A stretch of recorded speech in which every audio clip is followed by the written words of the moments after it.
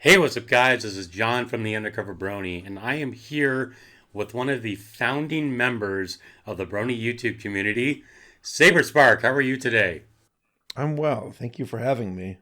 Yeah, no problem. I'm excited to get this started.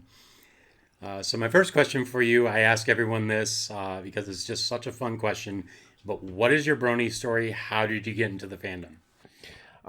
It was like 2011. I saw a bunch of memes popping up, which memes were kind of, I've always been like, not always, but like in like the early 2010s, I'm like, okay, they're starting to become a bit more mainstream. And I want to know what's going on about them because I like the computer, I like the internet, and I like to know what's going on with online, I guess, humor. And I saw the Bernie stuff, and I'm like, well, I want to know more about this phenomenon. And also, like, I grew up with animation, and I'm like, why are ponies popular right now? What's going on? Sorry, beard hair. Yeah. So I watched the show, watched a few episodes. I'm like, it's all right. But then I double back to the show like a week later. And I was like, okay, I'm really starting to like this show. And it's cool seeing all the different kind of like content coming from the fandom. And that's how I got into it. I also made like a YouTube video talking about the Brony fandom. It was a college project for a class of mine where it was a sociology class called the study of deviance. And I'm like, hey, can I do a project about bronies? And my teacher was like, sure. I'm like, it's going to be a video project on YouTube. It's like, cool. And she's like, go for it. And I did that. And that was where I started. Ballad of the Brony. Yes. That actually leads into my next question is that your blast on the scene came in the form of Ballad of the Brony. So you kind of explained a little bit about how that came about. Was it something that you wanted to do originally before this class started? Or was it something that the situation presented itself and that's how you kind of got into it? It was both. It was very serendipitous timing where I wanted to make a YouTube video. So I made one at a previous class, the previous semester with the same teacher, where it was like a video about the study of gender studies or gender norms or whatever. So I made, I recorded over a World of Warcraft character who was just presenting about this stuff, and teacher's like, that's cool, A plus. And I'm like, cool, I'm gonna do it again, but this time without the character and just have my voice talking over videos and clips and images. And I was like, the start of my semester, it was like spring 2011, and I was like, no, it's fall. It was fall 2011, and I'm like, can I do this? And she's like, sure. And I went for it, and the rest was history. So my next question for you is when you did this presentation, what was the class's reaction to this particular presentation? It was a mixed bag, but never anything negative. I think the class enjoyed it, where they're like, this is different, a video. Now looking back, like I see so many YouTube videos being used in classes across, everywhere. To the point where I even see people take pictures in class or like, hey, Saber, watching one of your videos for our class today. And I'm like, oh, okay. The class was like, this is interesting. Some of them laughing with it, I hope, not at it. Who cares if they are? But it was overall it was a small class. It was like 20 people. So it was good. And we also aced it. So, no complaints from me. Well, there you go. So my next question for you is what were some of the things that you learned coming off of that initial video? That I don't like recording videos too much. But I like researching. I like seeing people comment and watch the videos, though I don't like read comments nowadays. That I wanted to keep making videos. That I like YouTube. That I've always from 2007 up to that point, I was like a consumer of YouTube stuff, and I dip my toe in the water occasionally with like videos, but like nothing of substance. Ballad of the Brony was my first video of substance, and I was like, oh, like 20,000 views in a week was like, wow. And I was like, I want more of that. So that, and also like I like the Brony fandom. I'm like, let's continue on with this too. This is fun. So I kind of found my calling. So my next question for you is how did you get started with Everfree Network? Oh God. Started with Everfree Radio. That's how far back it goes. I think it was that I just through the grapevine got in contact with Final Draft and his group, and became friends with them. And I was also on the same level of hype with them of like brony conventions. Yeah. And I remember meeting Final Draft, Mike Bernstein, who's a good friend of mine still, at BronyCon 2012 in Baltimore. Oh, not Baltimore, Secaucus, New Jersey. And yeah, that's how I got involved. And but I was never too involved. It was more of like an affiliate at most. And even then, that might be a bit generous to call it that. But we had fun. So my next question for you is that what is your story behind the show Brony Breakdown, and how did Paleo get involved? So Paleo was my first brony friend. He reached out to me because he made a video about My Little Pony as well back in like late 2011. And we got bonded on that and started talking on Skype. And then I think it was like a few months into 2012. I think it was after I graduated, I think. Maybe not. I think it was before. But like, yeah, we just like, let's do a podcast. Let's talk about pony stuff. Why not? And we both launched it. And that's where it got its start with Brony Breakdown. So what was the concept behind Brony Breakdown like? Was it just kind of like a variety show initially? But Paley and I were both really taken with just like how much content the fandom was generating and us participating in it and also consuming it.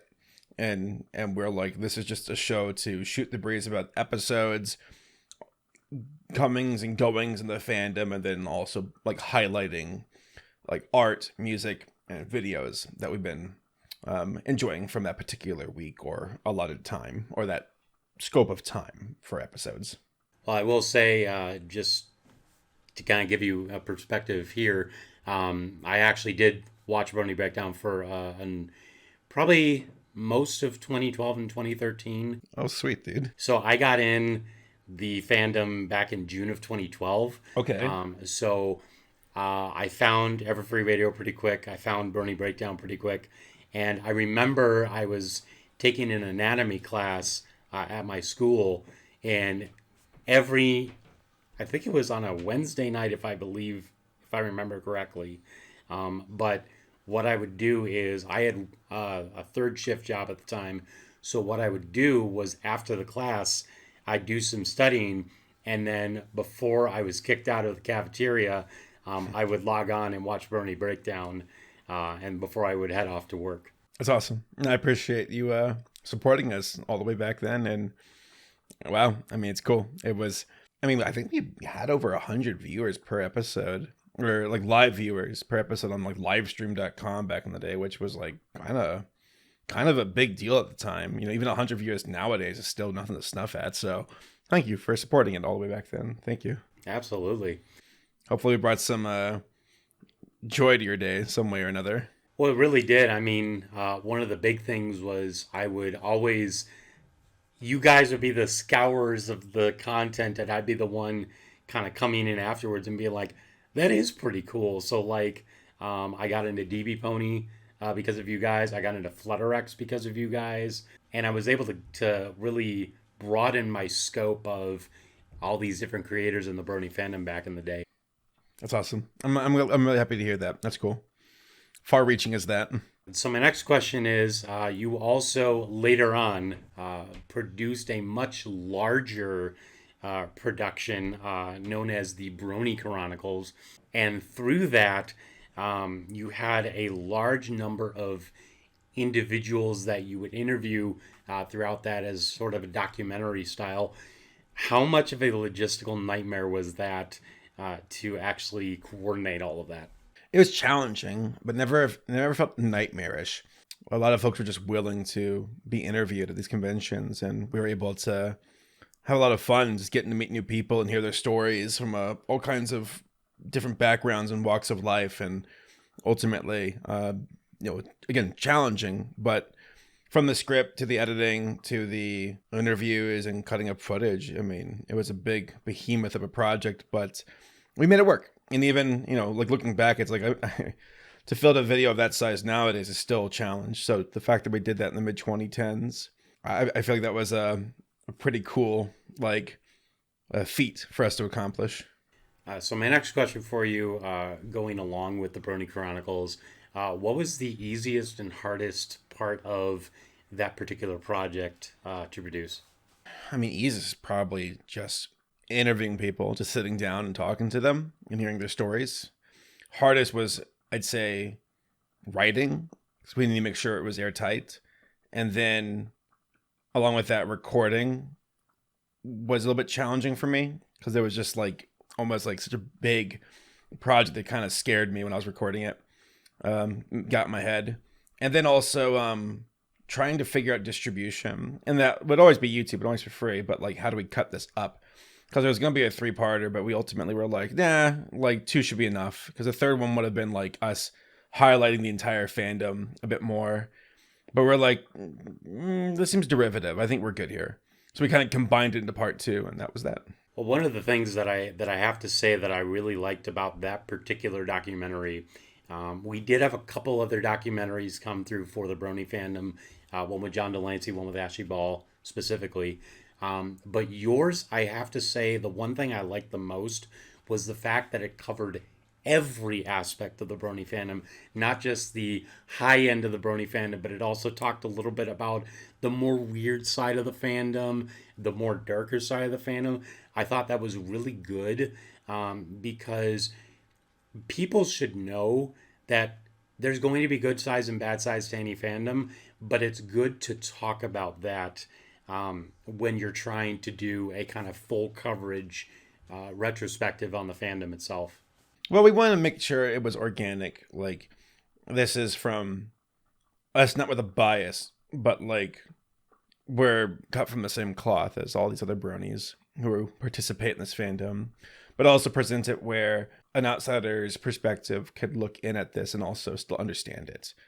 So yeah, we wear our enthusiasm on our sleeves, but never to the point where I feel like it erodes any merit of the documentary and the truth it speaks and how we present it. So my next question is, you've been on Bronies React pretty much right since the beginning. You weren't on the very first one, but you did come in during the second one. What has been your experience like on Bronies React? I mean, Race is like one of my best friends. I remember when I first got invited to Bronies React, it felt like a moment of victory where I'm like, yeah, I matter enough with my creations to be invited to Bronies React. Okay. Though, early on in the fandom, I definitely was very pompous about my, look at me. But I quickly, like by the end of 2012, I'm like, I'll have fun and then I'll just roll with it, which has been my policy ever since. But so I admittedly was like, my ego was stroked a bit when I first got invited. Ever since, though, it's like, because like, I mean, it's like the changes of seasons. I mean, I do this stuff for a living. I mean, day in, day out. I think Bronies React early on was like a creative outlet, because at that point I was like still working a copier job. Over time, also my enthusiasm for ponies has waned. Never in a place where it's like, I hate it, but more of a, after you do it for a decade, you can't blame a person for running out of steam. But still, like to this day, I join Bronies React, having fun. It's nostalgic. I do it for my friends. I have something for us to bond over. I know it's important to race. And every time I watch a Bronies React, I'm like, I should have tried harder. Viva, she really set the bar with her Bronies Reacts. Like, she fucking kills it. I do want to, I mean, and also like with G5 now here, I wonder what that's going to do.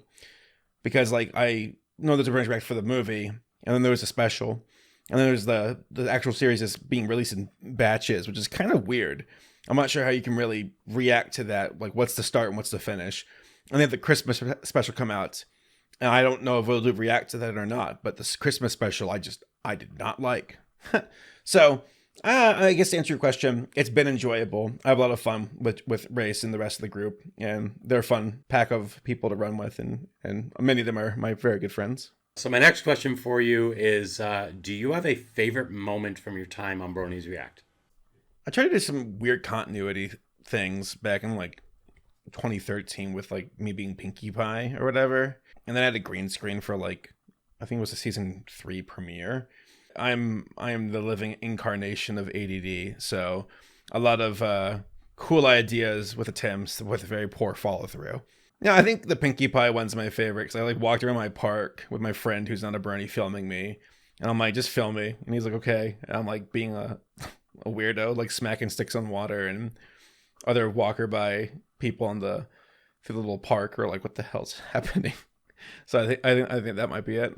I have to say probably one of my favorites from yours was you just come in with a knife and you act like you cut yourself, and then it's like times the roadies you act. Oh yeah, that was fun. That might be one of my favorites. I had fun with that intro. Unfortunately, the music had to be changed because I had like an ELO Turn to Stone song, but it got copyright claimed, and Race had to switch over to a public domain or a royalty free song. So my true vision was bastardized by YouTube. I still think that the backing music for that still worked pretty in a funny way. It works. It gets the job done. So my next question for you is, since you are an individual that I have been interviewing since the release of Generation 5, what has been your thoughts on G5 so far? Yeah, it's just meh. I think it's cool that you have folks who grew up with G4 working on G5. A lot of hardworking artists doing good work. I think the character designs are very good, and the movie, the first one, was exceptionally good and looks wonderful. But my concerns, which have thus far been fulfilled to a degree, being that they aimed way too high to start off, and now everything else seems like a downgrade, which I understand why, because it's a series. You can't do movie-like quality or for every single episode in the series. But the writing still feels a bit weak. I feel like it seems a bit dull and doesn't have that sharpness and personality of G4. It feels like Hasbro's playing it safe. I feel like a lot of the creative freedom that G4 had has been relinquished. It's just there's a personality, a charm, a sharpness to the dialogue and the personality of the characters itself that has been lost in the series, and so far it has failed to prove itself to me. Where it's not a bad show, but compared to G4, it's an imitator as far as I'm concerned. But hey, I mean, I will continue to see where it goes. Potentially toothing pains for the series, where it's just, or teething pains, whatever. Well, kind of going to your point with that, one part of it is you were talking about how it had a very high point to begin with, and everything else was kind of having to live up to that. Part of that, I feel, also has to do with the fact that the movie itself was created in tandem with Boulder Media, and then as soon as the show proper came through, they switched it over to Atomic Cartoons. Right. And I feel like it's a lot rougher due to the fact that with G4, it was one studio all the way through. They had a united vision, whereas this one, it's kind of going to different companies for this kind of stuff, and it's been I do agree with you. It's been a very rough transition from the movie, because the movie, visually speaking, was absolutely gorgeous. Oh yeah. But everything that's been coming after, it's getting better, but it's not matching that height yet, and I don't know if it ever will. It's the writing, though, for me. Visuals I can forgive. It's the writing.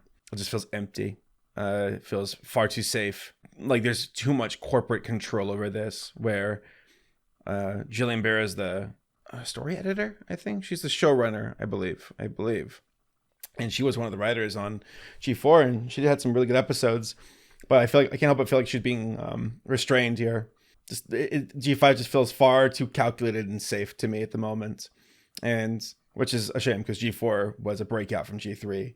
So it's like they're trying to be G4 while also playing it far too safe with its characters and stories. So, I do also have to say that, considering the success that G4 had, I feel in a lot of ways like G4 was this lightning in a bottle show that I don't think is ever going to be fully replicated again.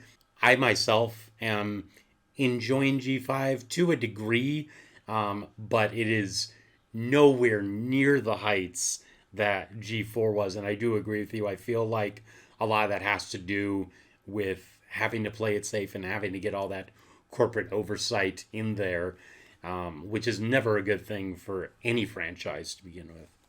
Yeah, we'll see what happens. I mean, I have at least enough faith to see where it goes next. So moving on to some non-pony questions going into your more modern stuff. You have a wide variety of video essays such as what the hell is, what's ruining, top tens, etc. What is your favorite of those to produce? The VeggieTales video from The What Ruined was probably my favorite. That one had the most heart to it and probably the most research and personality. And it felt like we actually told a really cool story. So yeah, that one. And what the hells are fun for being weird and crazy. And top tens are more filler content. But the What Ruined videos are my favorite. Just video essays in general. What the hells are more of like reviews, kind of a retrospects. But What Ruins are my favorite, no doubt. I have to say probably my favorite one to watch was actually the VeggieTales one because I grew up with VeggieTales myself. Yeah, same. So that was big for me because I remember when VeggieTales actually had some really good stories. In fact, just with the fact that they came out even before Pixar, Right. and that Pixar was like, hey, how do you do some of these animations? That's really cool. And the fact that they used vegetables because it was easier to animate vegetables than it was to animate something with arms and legs and hands and all that. Right. But they were true visionaries of very early computer generated imagery, and it's very sad to see the state of affairs nowadays, Right. because it was, again, just like kind of here with G4 and G5, it was such an incredible amount of creativity that's just being lambasted now. Right. I agree wholeheartedly. So my next question is, you like to start the large majority of your videos, in fact, most of them, with a history of the given topic. Right. Is that something that is just one of your favorite parts to do with a lot of these videos? Are you very much a historian kind of guy with that sort of thing? Kind of. I have a template, which is like the introduction. Why is this video worth talking about? And then the origin section is kind of like, okay, here's the background and context for it all. And then moving into like the meat of the video, which is like, what are the overall thoughts of said topic, or the discussion piece, or just assessing the quality or lack thereof. I know some folks don't care for my format of like, hey, why is this a history lesson? And it's like, well, because I feel like it's important. It's hard to talk about the present when the past is being ignored. So that's just one of my typical formulaic approaches to my videos that has worked thus far. Well, I have to say, that's actually one of my favorite things to see with your videos is the fact that you give those historical aspects to everything so that when you do get to the former, you have that context to back it up, so that the main meat of the video actually has a lot more entertainment value because you know the history of everything leading up to that. Thank you. I appreciate that. What has been one of the most interesting facts that you've come across during that sort of research? I mean, for the VeggieTales video, I had it in motion where I'm like, yeah, it's Netflix that ruined VeggieTales. And then someone recommended a book from Phil Fisher, the creator of VeggieTales, where it's just his autobiography about his involvement with the series and how it fell apart. And I read that book and I'm like, well, this changes everything. Like there's so many other things at play here that brought down VeggieTales, and that was a groundbreaking discovery that just fundamentally changed the video. So I'd say that getting to read a book and learn more about it.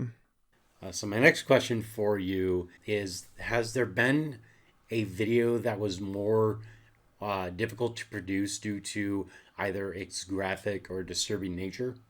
I mean, I've done videos that definitely toe the line when it comes to like, explicit content, typically sexual.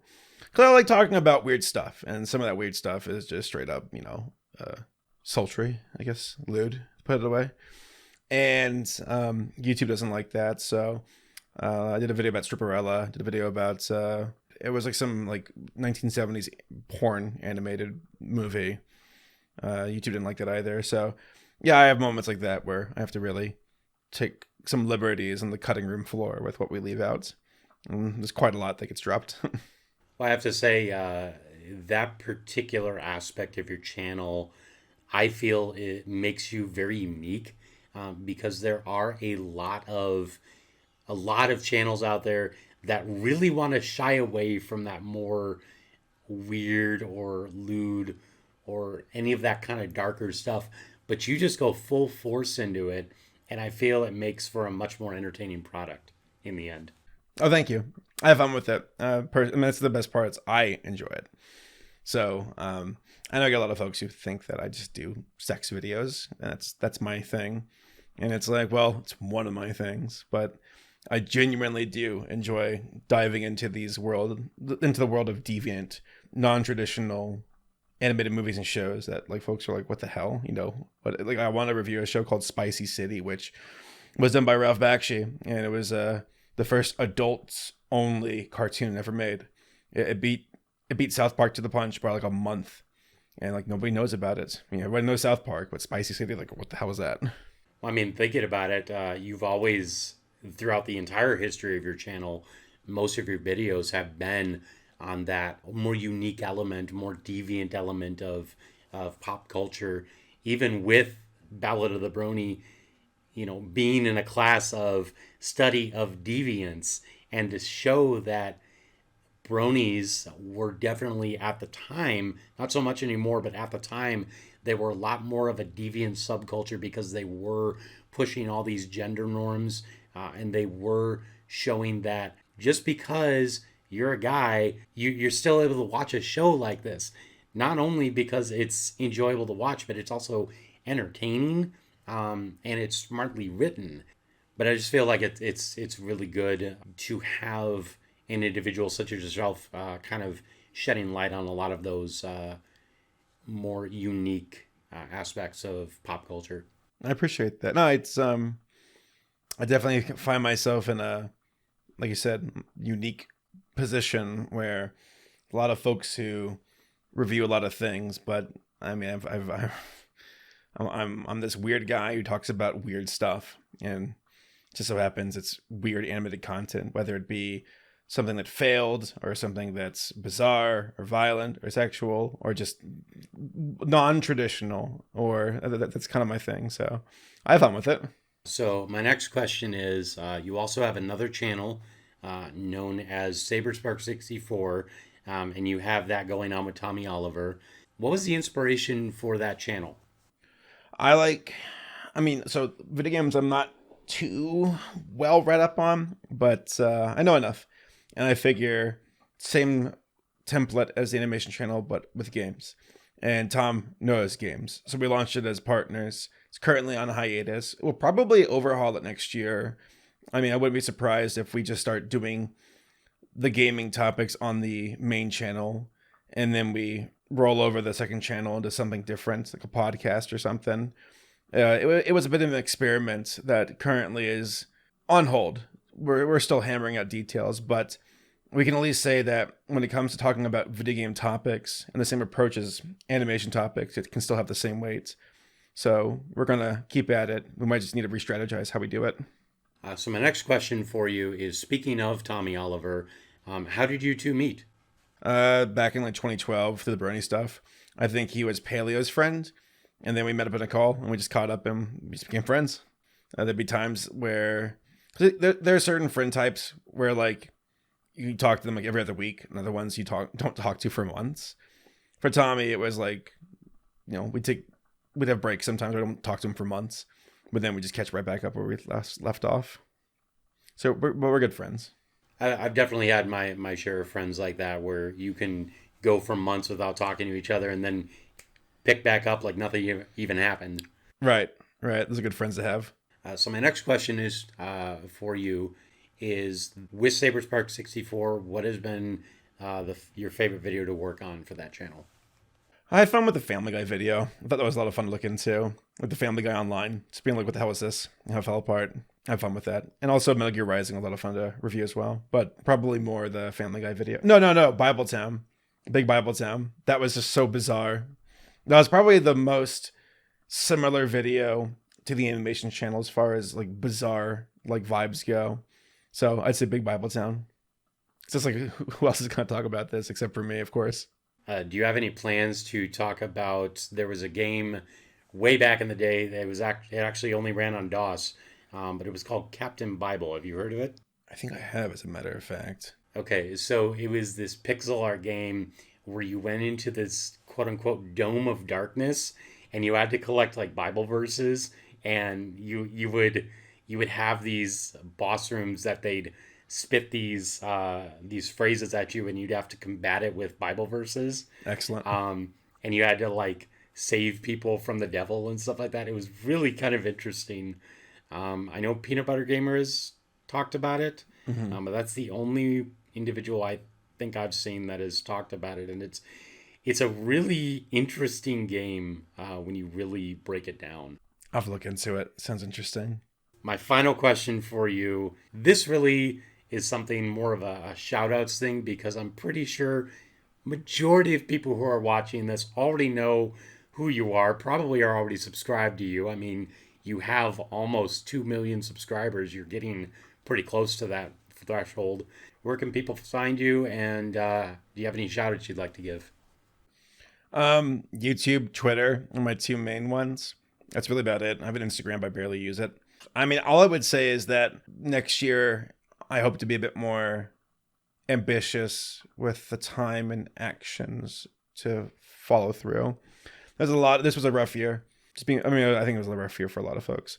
But I'm looking at next year finally with a lot of, I wouldn't say distractions, but things that I needed to see to finally settled. And I hope to be to really swing for the fences next year with like more compelling topics, higher quality, larger videos with more of a story-driven element to it. There's a video I want to do called "Wow Now Entertainment: The Worst Studio in Animation History," and I want to like go out and investigate and be like, because I think it's a scam. I think it could be a money laundering scheme, allegedly. So I want to go out and look. I think folks right now on YouTube want that kind of content that's a bit more biting, a bit more of a mystery, a bit more of a taking up a cause or a quest and unraveling a mystery, especially if it's surrounded by intrigue. So that's my objective, along with, of course, buffered or bolstered by the typical standbys of the channel with bizarre reviews and topical reviews as well, and video essays. Very cool. Well, thank you so much for coming on. This was an absolute blast to do. Well, thank you for having me. This was enjoyable. I appreciate the personal and well thought out questions. Thank you for supporting my stupid online ventures, even all the way back in 2012. You're an OG with Brony Breakdowns. That's pretty cool, and I really thank you for that. Yeah, no problem. So, without further ado, that's it from me, John. All right, and I'm out of here too. Thanks for having me.